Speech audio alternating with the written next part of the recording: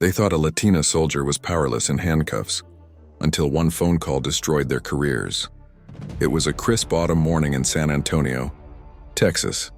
The streets were alive with the buzz of traffic, the smell of breakfast tacos drifting from corner food trucks, and the rhythmic beat of military cadences echoing from nearby Fort Sam Houston. Among the crowd, Captain Isabella Ramirez walked with her usual confidence. Dressed in her neatly pressed Army combat uniform, she carried herself with the kind of discipline that came from years of service. She wasn't just another soldier, she was a decorated officer, respected for her leadership in overseas missions, but not everyone saw her that way. As she crossed a busy intersection downtown, two patrol cars screeched to a halt. Sirens blared briefly before cutting off, and within seconds, uniformed police officers rushed toward her. Confusion rippled through the bystanders, phones instantly raised to capture the unfolding scene. "Captain Isabella Ramirez?" One officer barked, his hand already hovering near his cuffs. "Yes, that's me."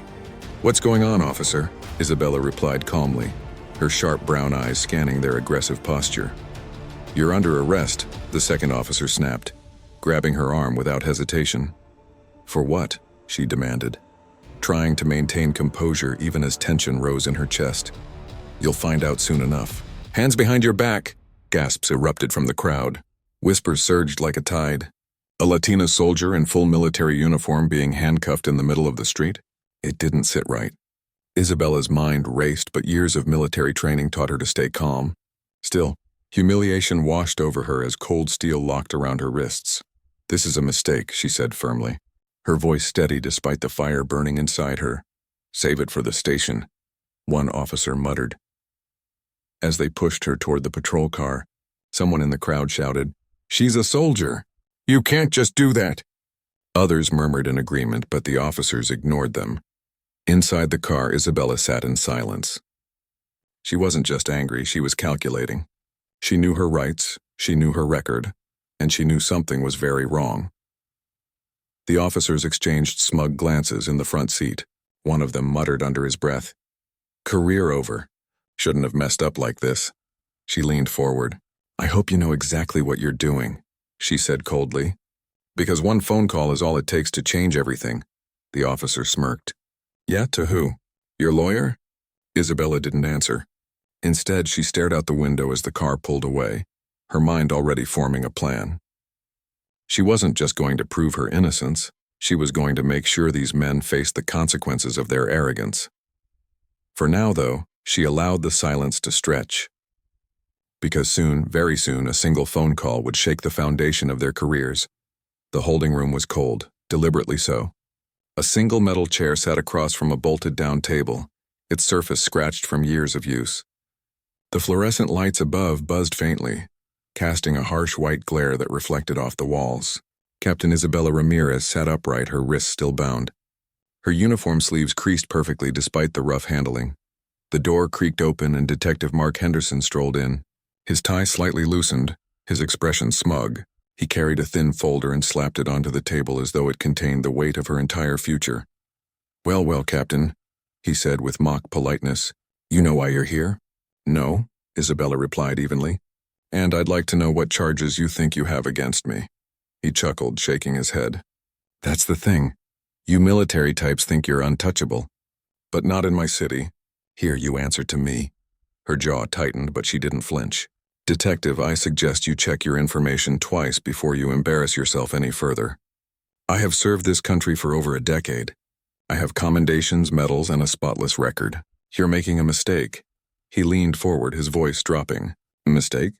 We got eyewitness statements putting you near a crime scene. Fraud, misuse of government resources, serious stuff. And frankly, I don't care how many ribbons you got pinned on your chest. You're just another perp in here." The arrogance in his tone was unbearable, but Isabella kept her composure. "Where's your evidence?" "Evidence?" He tapped the folder. "That's all I need. Enough to put you away." She leaned forward, her eyes locked on his. "You think that thin file gives you power?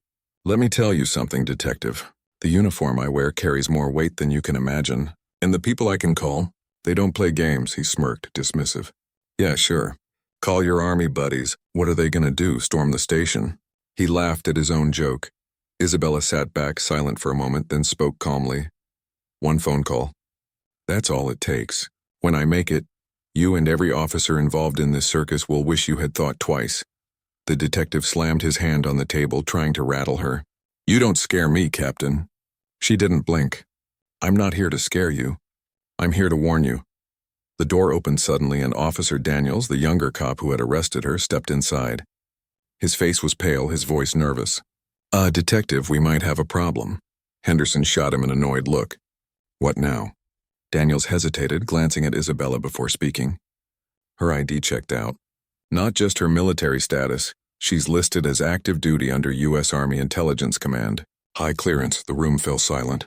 Henderson's smirk faltered for the first time. "You're kidding me." Isabella tilted her head slightly, a faint smile forming. "Still think I'm just another perp?" Henderson barked at Daniels. "Get out! Close the door!" Then he turned back to Isabella, his bravado cracked but not broken. "Clearance or not, you're in my jurisdiction right now. You don't call the shots here." "Wrong again," Isabella said firmly. "You've already overstepped. You handcuffed me in uniform in public without probable cause. You violated military protocol and federal law. Every second you keep me here, the hole you're digging gets deeper." Henderson leaned back in his chair, breathing heavier. His arrogance was faltering, but his pride wouldn't let him admit it. "Even if that's true, you can't just—" Isabella interrupted sharply. "I can and I will. You have one chance to fix this before that call goes through." The detective stared at her, caught between disbelief and fear. Finally, he laughed again, though it sounded forced. "Fine, make your call. Let's see this mysterious friend of yours." Isabella leaned forward, her cuffs clinking against the table. "I don't need a friend, detective. I have superiors, generals, people who don't ask questions when I tell them something's wrong, people who can make one call to your chief and end your career overnight." The tension in the room was suffocating. Henderson rubbed his jaw, trying to calculate his next move. But Isabella's calm, steady demeanor only made his position weaker. She was no ordinary detainee. She was a soldier with connections that reached higher than he could imagine. Finally, she said the words that would seal his fate. "I want my phone call now." Daniels returned moments later, reluctantly carrying a landline handset into the room. He placed it on the table, his eyes avoiding Isabella's. Henderson crossed his arms, trying to act unbothered, but sweat was visible at his temple. Isabella picked up the phone, dialed a number from memory, and waited. When the voice on the other end answered, her entire tone shifted, firm, professional, and commanding. "This is Captain Isabella Ramirez, Army Intelligence. I've been unlawfully detained by the San Antonio Police Department. I need immediate escalation, yes, right now." The detective's face drained of color. Daniel shifted uncomfortably. Even through the muffled voice on the line, it was clear the person on the other end carried weight. Isabella ended the call with a crisp, "Thank you, sir." She placed the handset back down with deliberate calm and looked Henderson directly in the eyes. "You just lost your job," she said softly. The silence in the interrogation room hung like a storm cloud ready to break. Detective Henderson tried to mask the panic crawling up his neck, but his shifting eyes betrayed him. He had dealt with criminals, gang leaders, even city officials, but this was different. This was Federal Captain Isabella Ramirez sat across from him, her posture unwavering. She didn't gloat, didn't smirk.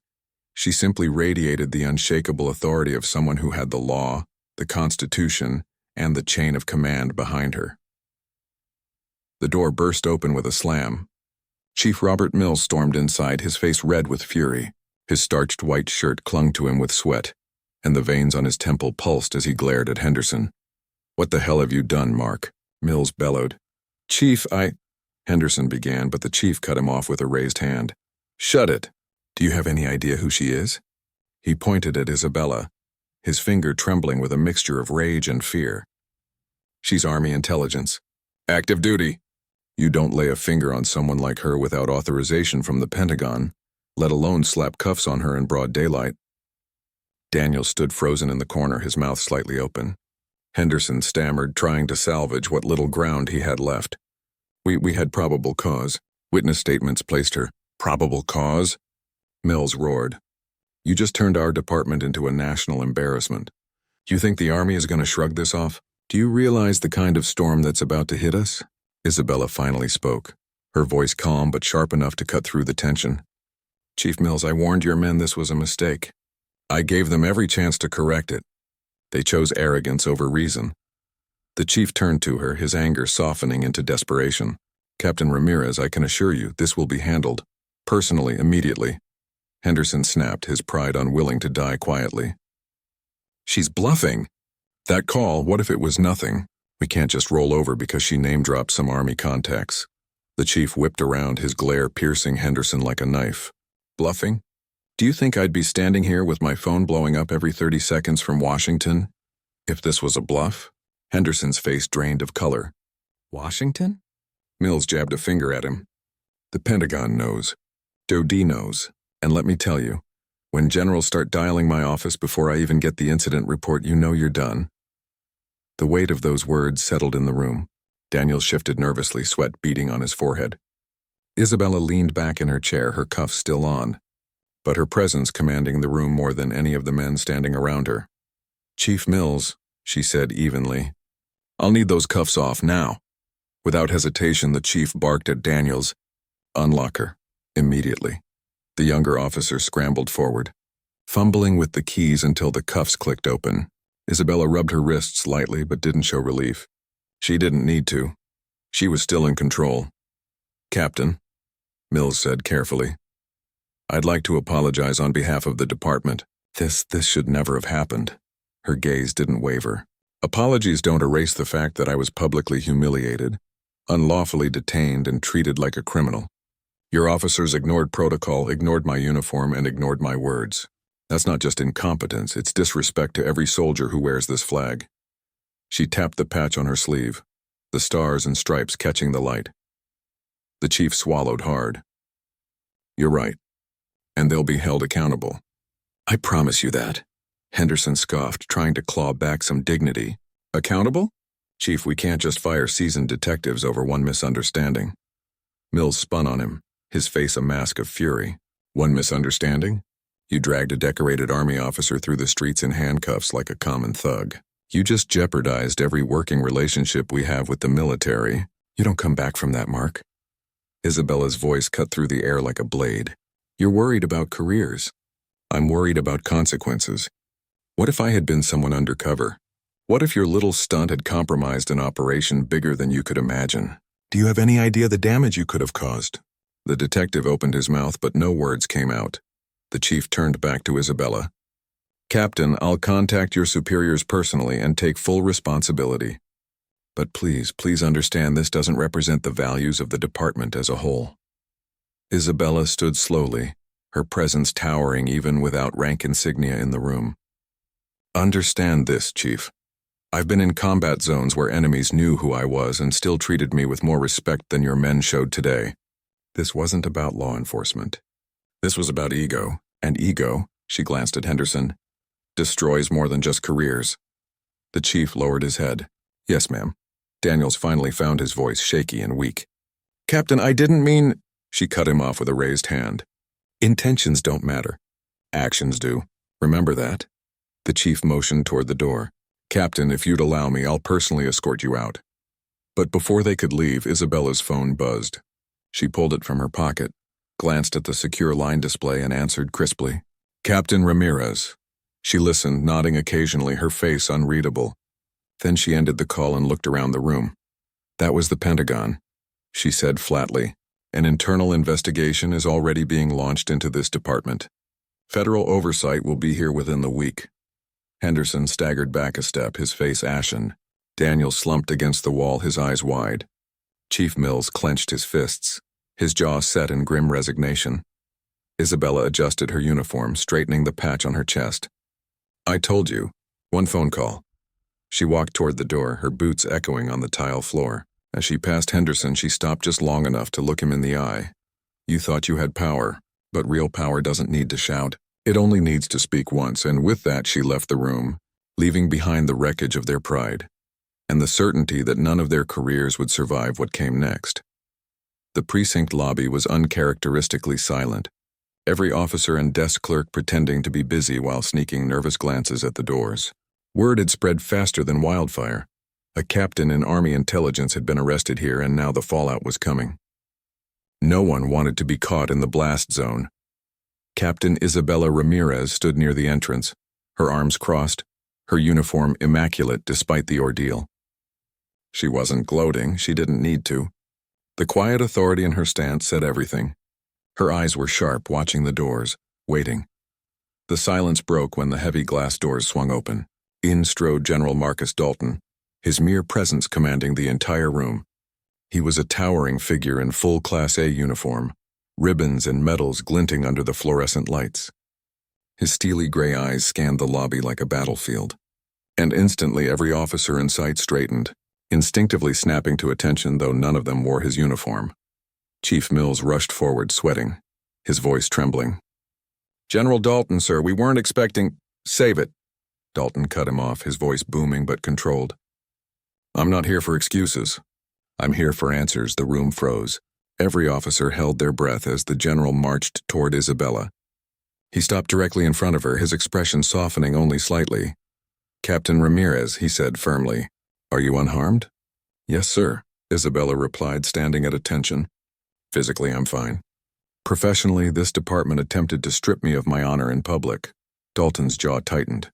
He turned, scanning the room again, his eyes landing on Henderson and Daniels, who had reluctantly followed Mills into the lobby.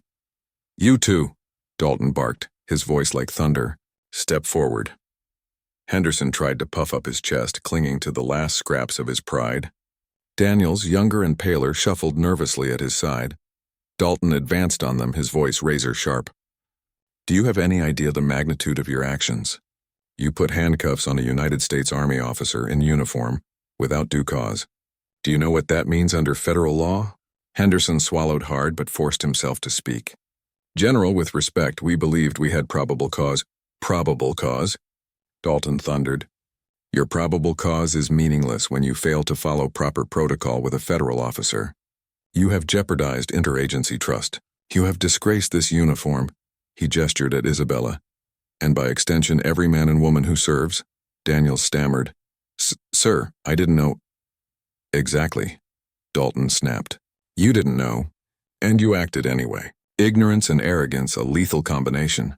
The general turned to Mills, who looked like he wanted to sink into the floor.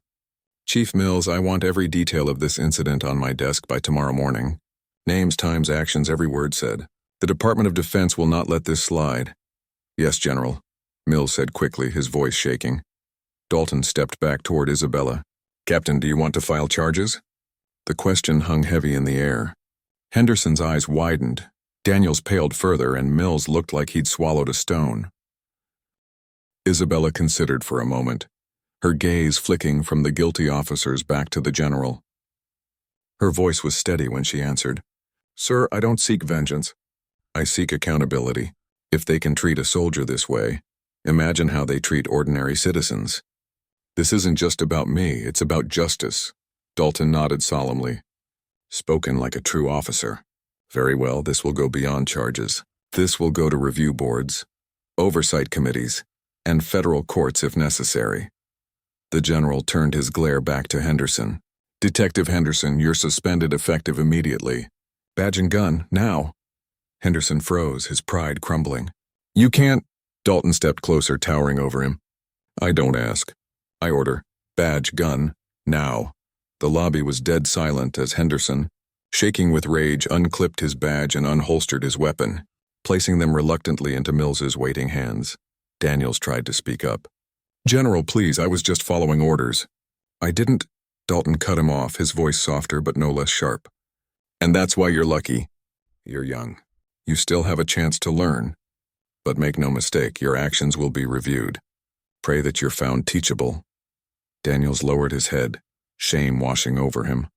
Dalton turned back to Isabella, his voice carrying for everyone to hear. "Captain Ramirez, today you stood taller than this entire precinct. You reminded them what honor looks like. The Army is proud of you, and rest assured the consequences for their arrogance have only just begun." Isabella met his eyes, standing firm. "Thank you, sir. But I only did what any soldier would do, defend the dignity of the uniform." Dalton gave a curt nod. Then he addressed the room, his voice thundering once more. "Let today be a lesson to every one of you. This uniform," he gestured to Isabella again, "is not just fabric and patches. It represents sacrifice, service, and the very freedoms you swore to protect. The moment you disrespect it, you disrespect the nation itself. No one dared move, no one dared breathe. Dalton finally turned back to Mills. "Chief, clean your house, or the Pentagon will do it for you."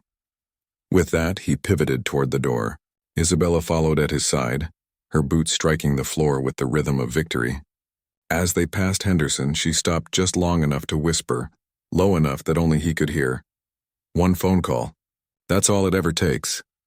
Henderson's face twisted with fury and despair. Knowing his career was in ashes, Daniels looked like he wanted to disappear. And Chief Mills knew this was only the beginning of the firestorm. When the doors closed behind Isabella and General Dalton, the precinct erupted in hushed whispers, the weight of what had just happened settling on every soul inside. For Isabella, though it was clear the battle was over, but the war for accountability was just beginning. The next morning, news anchors across Texas opened their broadcasts with the same shocking headline: Army captain wrongfully arrested by local police. Pentagon launches investigation. Clips of Isabella being handcuffed in uniform played on repeat. The footage captured by bystanders had gone viral overnight. Social media exploded with outrage. Hashtags like "Respect Our Soldiers" and "Justice for Ramirez" trended nationwide. Isabella sat in her modest apartment sipping coffee, her phone buzzing nonstop with messages of support. Veterans groups, military families, even strangers who had never met her, flooded her inbox with words of solidarity. She appreciated it, but her mind wasn't on fame or sympathy. It was on justice. A knock at the door pulled her from her thoughts. She opened it to find General Dalton once again, his towering presence filling the doorway. This time his expression was softer, almost fatherly. "Captain," he said, stepping inside, "I wanted to update you personally." She gestured for him to sit, though he remained standing, too restless.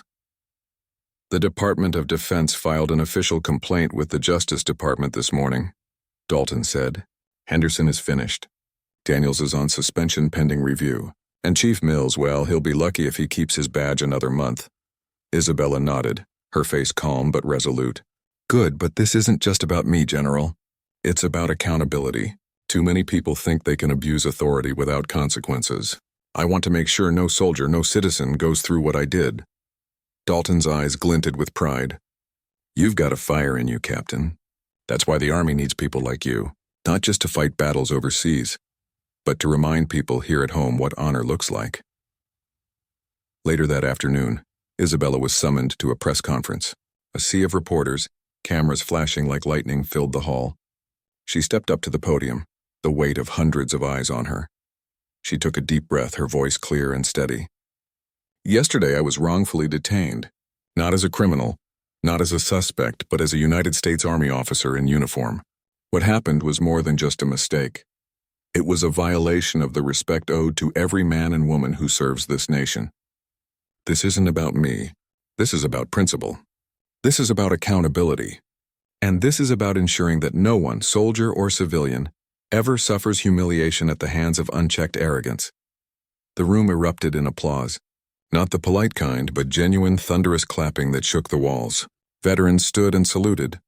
Reporters lowered their cameras for a moment, touched by her words.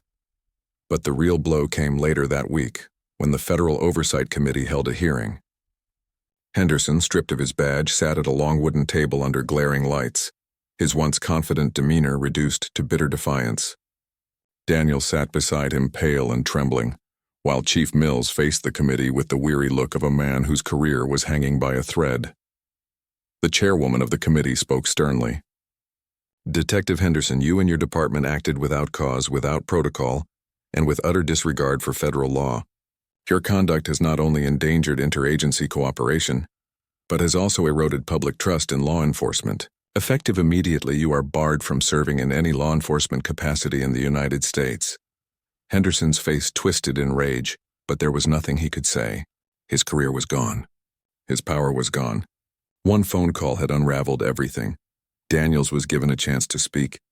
His voice cracked as he admitted, I followed orders without thinking. I didn't respect the uniform the way I should have. I'm sorry." The committee chair studied him for a long moment before responding. You may have a future in this field, but only if you learn that justice requires humility.